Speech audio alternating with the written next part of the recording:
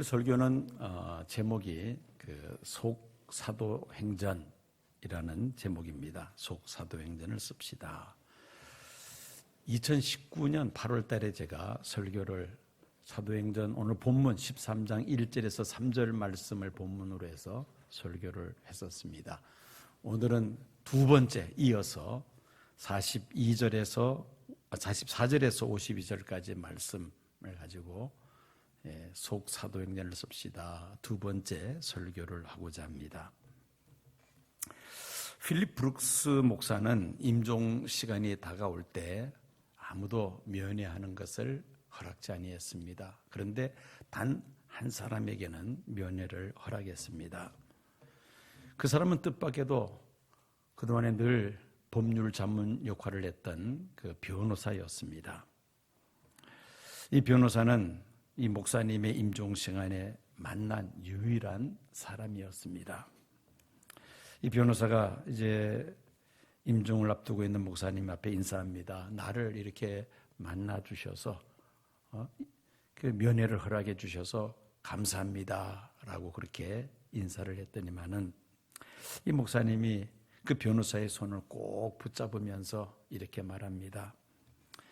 다른 사람들은 모두 다 천국에서 다시 만날 수 있기에 굳이 얼굴을 보지 않아도 됐지만은 당신과는 아무래도 오늘이 마지막이 될 것 같아서 그래서 당신만은 내가 오늘 그 면회를 내가 허락을 했습니다 라고 그렇게 말을 합니다.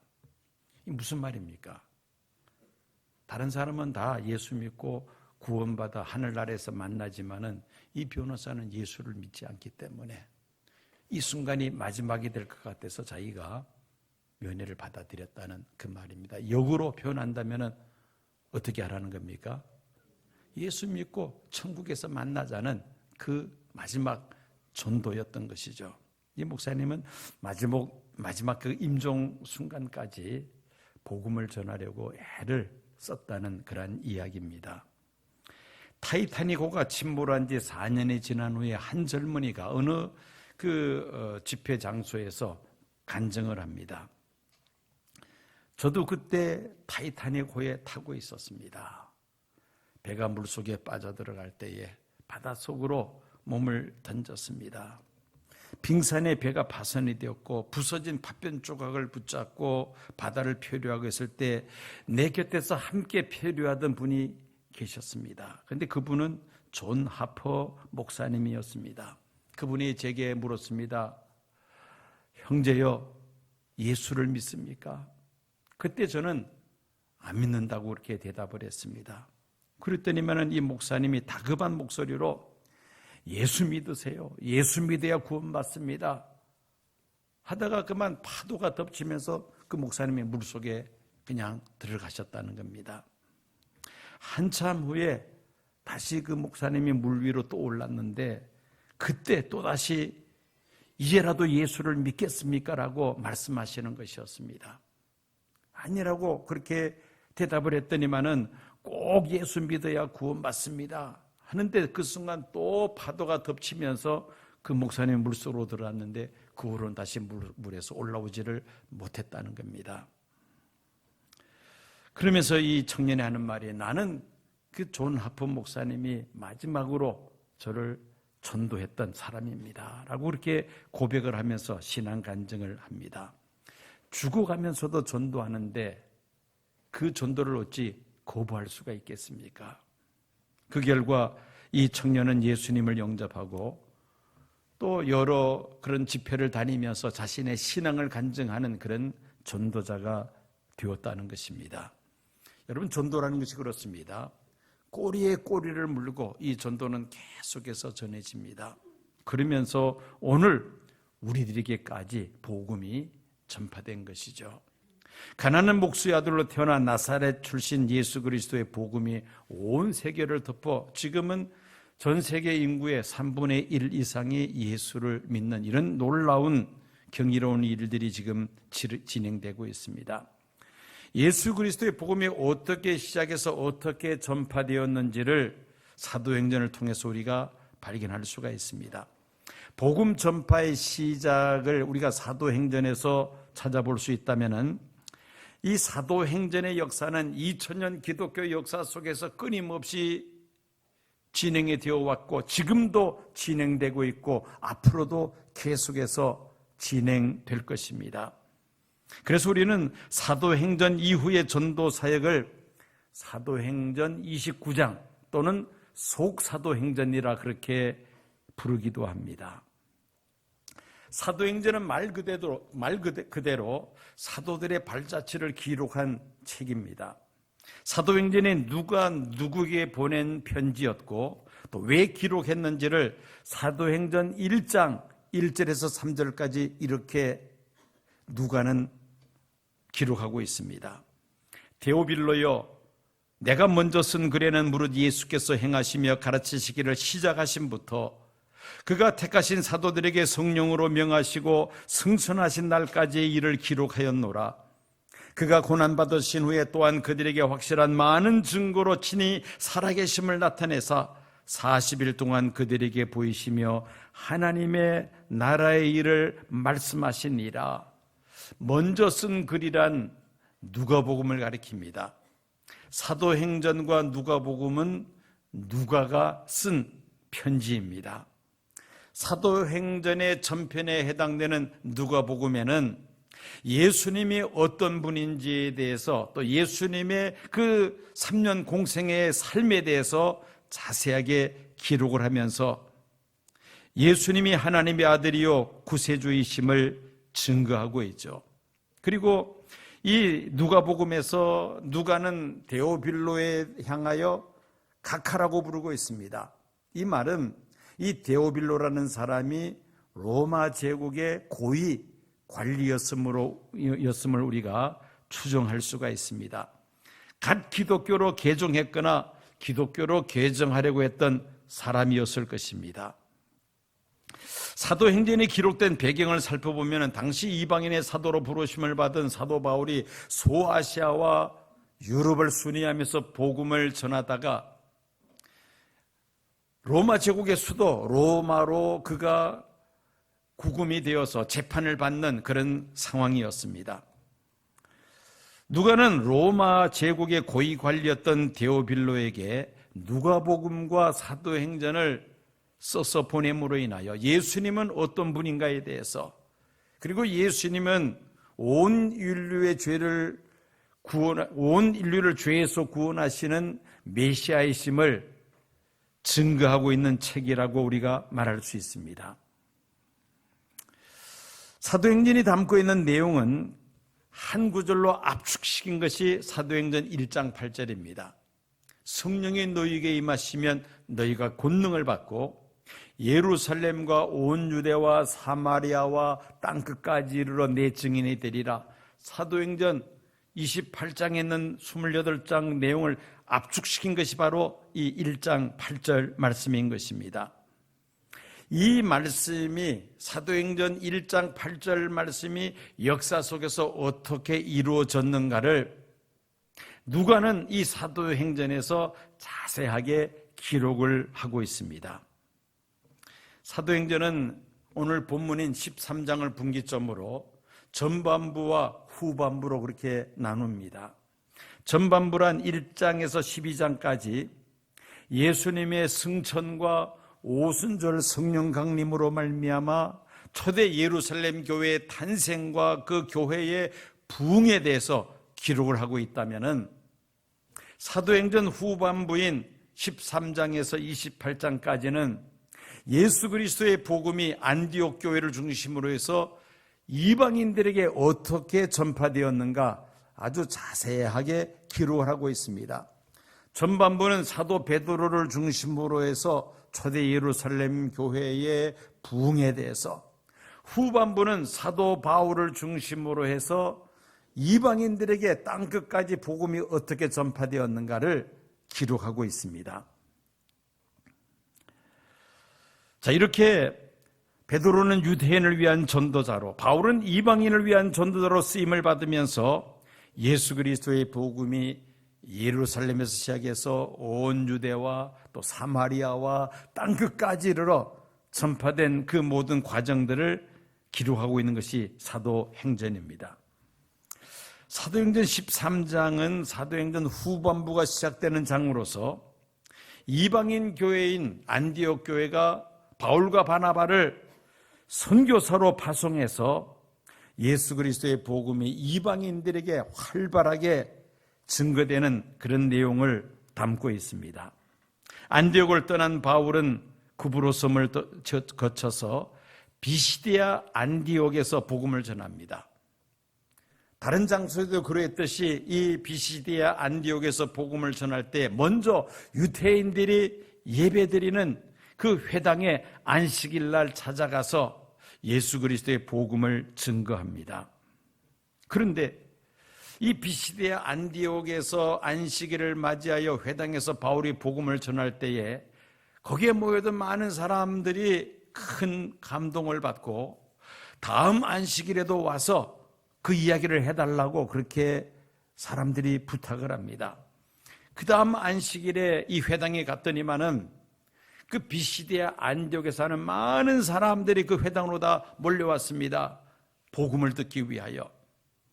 그래서 열심히 바울이 복음을 전한 결과 많은 사람들이 예수 믿고 그리고 하나님을 기뻐하며 찬양하는 놀라운 역사가 일어납니다. 그런데 그때 또 어떤 일이 일어나느냐? 시기하는 유대인들이 바울을 비방하고 복음을 전하지 못하도록 방해하는 그런 일이 벌어집니다. 그 도시의 유력자들을 선동하여 바울과 바나바를 그 지역에서 쫓아내고 말았습니다. 이때 바울이 이사야서 42장 9절 말씀을 인용합니다. 내가 너를 이방의 빛으로 삼아 너로 땅끝까지 구원하게 하리라. 비록 유대인들은 메시아 예수님을 십자가에 못 박고 사도들이 복음을 전하지 못하도록 회방을 놓지만은 그러나 하나님은 바울을 이방인의 전도자로 삼으시고 바울을 통하여 땅끝까지 복음을 전파하게 하심으로 온 인류를 죄 가운데서 건져내시고자 하시는 하나님의 그 뜻을 바울은 깨달았다는 말씀입니다. 누가는 사도행전에 당시 세계 중심이었던 로마의 바울이 죄수의 신분으로 들어가서 2년 동안 복음을 전했던 일까지를 사도행전에 기록을 하고 있습니다. 그런데 바울은 사실 2년 동안 구금되어 있는 상태에 있었지만은 그 후에 그가 무죄로 석방이 됩니다. 그리고 당시 땅끝이라고 여겼던 스페인까지 가서 복음을 전하다가 로마 군대에 의해서 체포가 되어서 로마에서 그는 순교의 제물로 바쳐집니다. 이 당시만 해도 아시아와 북미나 남미의 존재에 대해서는 알지를 못했죠. 지구가 평평하다고 생각했기 때문에 스페인이 땅끝이라고 사람들은 생각을 했던 것입니다. 사도행전은 바울이 로마에 들어가 복음을 전하기 시작한 28장에서 끝이 납니다. 그러나 복음 전파의 역사는 사도행전 28장으로 끝난 것이 아니었습니다. 2000년 기독교 역사 속에서 이름도 없이 빛도 없이 수많은 전도자들이 예수 그리스도의 복음을 전파하였고, 그리고 동양의 끝이라고 말할 수 있는 한국에까지 복음이 전파되어 오늘날 저와 여러분들이 예수를 믿게 되었고 이렇게 함께 예배를 드리게 되었으며, 한국이 세계 선교의 중심 위치에 우뚝 서게 된 것입니다. 사도행전 28장 이후에 전개된 복음 전파의 역사를 우리는 편의상 사도행전 29장 또는 속사도행전이라 그렇게 부르기도 합니다. 사도행전의 중심 인물이 전반부는 유대인들을 위한 사도로서 베드로가, 후반부는 이방인을 위한 사도로서 바울이 그 중심 역할을 합니다마는 사도행전 이후에는 어떠합니까? 수많은 선교사들과 전도자들, 그분들이 바로 중심 인물이었으며 오늘날은 저와 여러분들이 이 사도행전 계속해서 복음에 전파되는 이 일에 쓰임받을 수 있다는 사실을 우리가 믿어야 할 것입니다. 속사도행전 내에서 신구약 성경 66권 이외에 또 성경 계시를 주장하게 된다면은 신앙의 정도에서 이탈되어 이단으로 단죄가 될 것입니다. 저마다 계시받았다면서 성경과는 다른 혹은 성경과는 관계없는 엉뚱한 주장을 한다면 우리가 영적으로 큰 혼란이 일어날 것입니다. 성경 계시는 요한계시록에서 이미 끝이 났습니다. 신학과 교리, 특별히 종말론과 관계된 계시는 이미 종료가 되었다는 것이죠. 또 다른 계시는 있을 수 없다는 말입니다. 만약에 특정인이 직통 계시를 받았다고 하면서 성경과는 전혀 다른 엉뚱한 이야기를 한다면은 그럼 100% 이단임에 틀림이 없습니다. 계시록 22장 18절 19절 말씀입니다. 내가 이 두루마리의 예언의 말씀을 듣는 모든 사람에게 증언하노니 만일 누구든지 이것들 외에 더하면 하나님이 이 두루마리에 기록된 재앙들을 그에게 더하실 것이요 만일 누구든지 이 두루마리의 예언의 말씀을 제하여 버리면 하나님이 이 두루마리에 기록된 생명나무와 및 거룩한 성의 참여함을 제하여 버리시리라. 즉, 이 신구약 성경 이외에 또 다른 특별한 계시는 있을 수 없다는 것입니다. 우리가 사도행전 28장 이후의 복음 전파의 역사를 속사도행전이라 사도행전 29장이라 부르는 것은 하나의 상징적인 표현이지 절대적인 성경 계시에 포함되어야 된다는 말은 아니니까 여러분들이 오해하지 마시기 바랍니다. 중요한 것은 초대 교회 사도들의 복음 전파를 통하여 하나님 나라가 확장이 되기 시작하는데 2000년 기독교 역사 속에서 쉼없이 이 복음은 확장이 되었으며 또 오늘날도 계속되고 있다는 사실입니다. 1960년대 부산신학교의 교장을 역임하셨던 채필근 목사님의 간증입니다. 이분이 평양에서 있었던 일을 간증을 하시는데 한 번은 평양에서 길을 걸어가고 있는데 최봉석 목사님, 최건능 목사님이라고 또 알려지기도 했죠. 이분이 예수천당 불신지옥을 외치면서 노방전도를 하고 계시는 것이었습니다. 이 채필근 목사님은 그 최봉석 목사님을 길거리에서 만난 것이 너무나도 반가워서 인사를 합니다. 목사님 안녕하세요 라고 반갑게 인사를 드렸는데 이 최봉석 목사님이 인사를 받지 않으시는 것이었습니다. 평소 잘 아는 사이임에도 불구하고 길거리에서 인사를 드리는데 인사를 받지 않는 것이죠.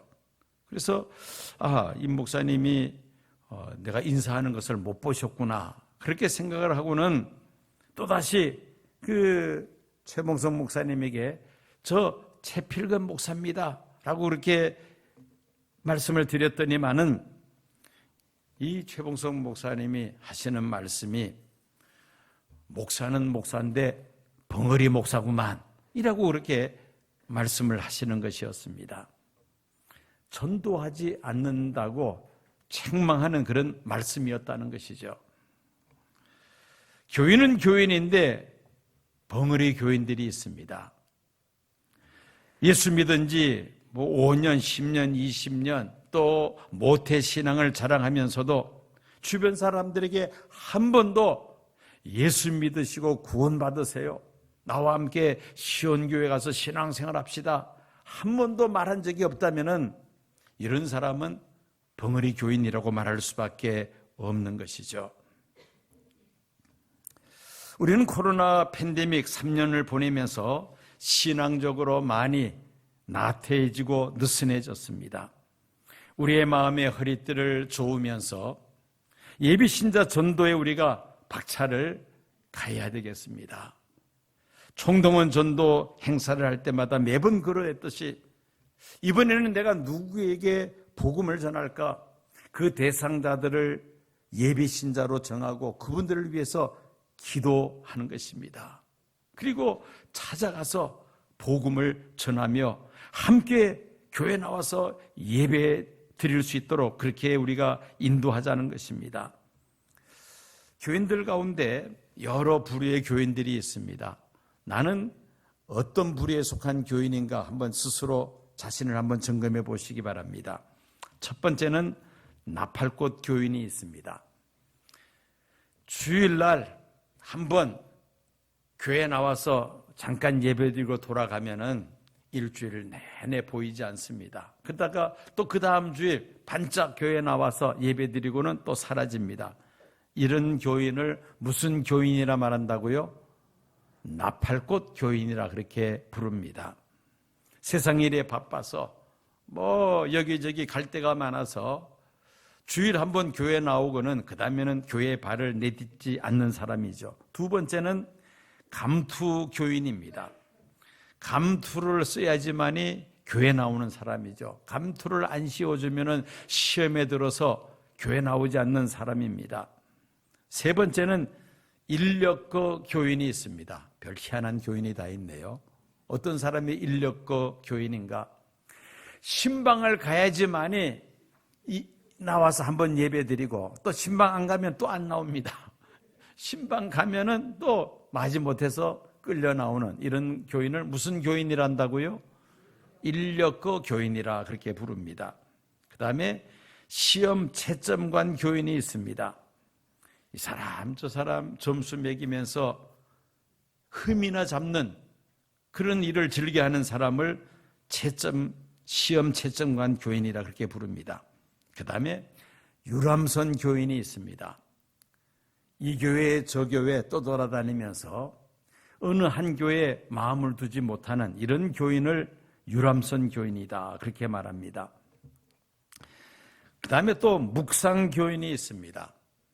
집에서는 잠이 안 와서 불면증이 와서 그렇게 힘들어하면서 교회에 와서 예배 시간만 되면은 눈을 감고 잠을 청하는 사람, 이런 사람을 무슨 교인이라고요?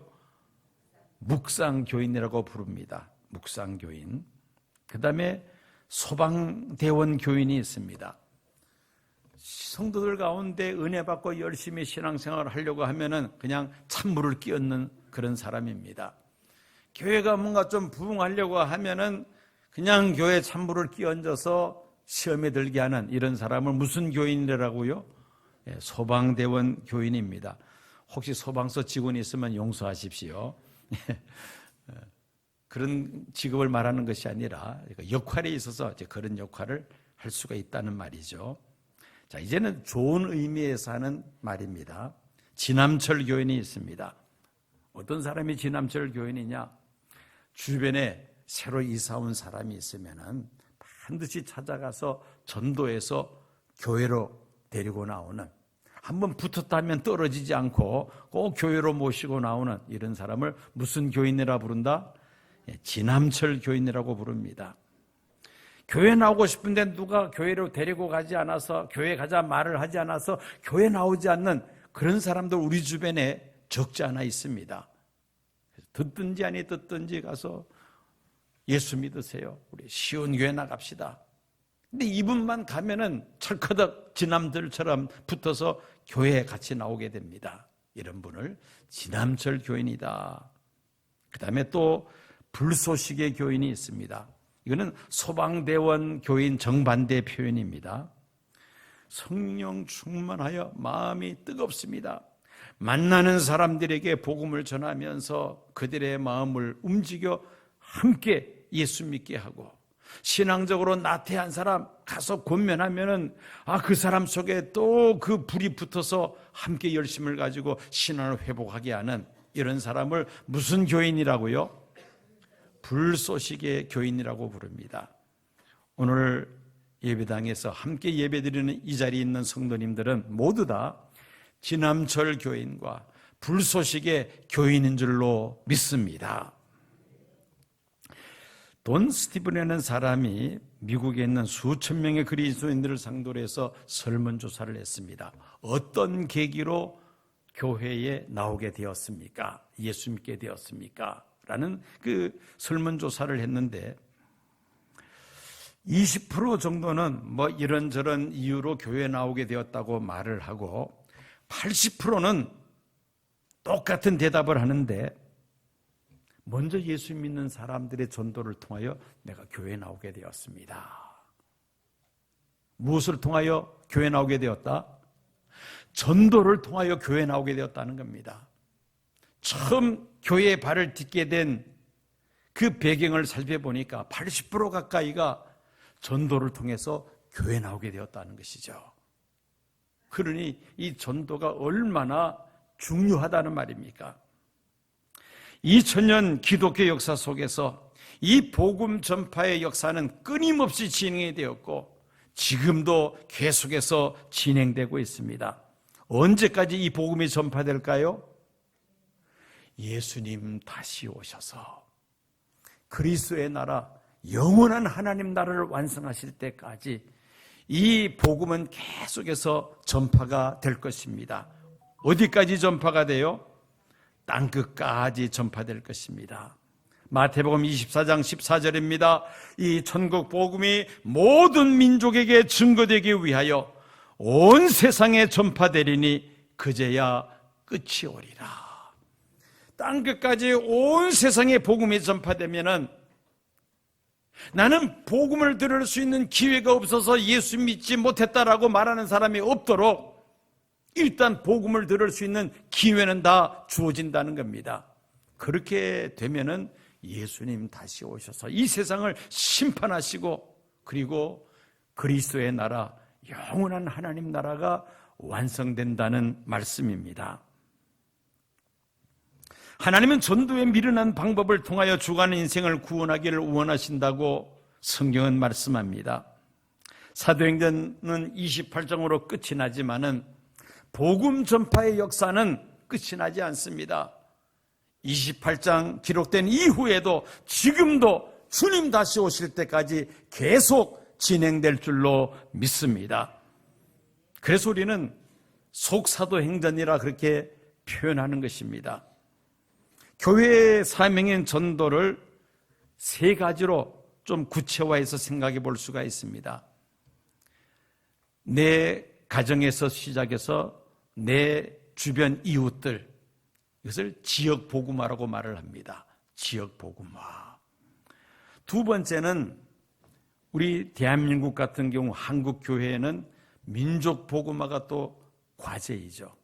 저 북녘 땅에 살고 있는 우리 동포들, 또 북한에서 탈출해서 지금 대한민국에 와서 살고 있는 탈북민들, 이들이 다 우리가 복음 전해야 될 대상자입니다. 즉 민족 복음화가 우리에게 주어진 과제라는 것이죠. 그 다음에 세 번째로 땅끝까지 복음을 전파하는 세계 복음화, 이렇게 크게 셋으로 나눠볼 수가 있습니다. 지역 복음화, 민족 복음화, 그 다음에 세계 복음화. 우리가 이번에 하고자 하는 것은 바로 이 지역 복음화입니다. 가장 가까운 내 가정 복음화로부터 시작해서 우리의 이웃과 내가 살고 있는 지역 사회의 전도를 위해서 우리가 힘쓰고자 하는 것입니다. 성령님께서 우리에게 능력을 주시고 성령의 기름 부으심을 통하여 전도에 뜨거운 열정을 갖게 하시며 이번 총동원 전도주의를 계기로 내 가정에서 시작해서 내 주변에 아직도 예수 믿지 않고 교회 나오지 않는 분들, 또 한때는 교회 나왔습니다마는 낙심하여 지금 교회 출입을 끊은 사람들, 우리가 그들을 위하여 기도하고 찾아가서 복음을 전하며 하나님 앞으로 인도할 때에 속사도행전의 역사는 여러분들을 통하여 계속해서 이어질 줄로 믿습니다. 그래서 오늘 설교 제목이 무엇입니까? 속사도행전을 씁시다. 이번 총동원 전도주의를 통해서 사도행전 29장을 속사도행전을 써나가는 귀한 성도님들이 되시기를 축원합니다.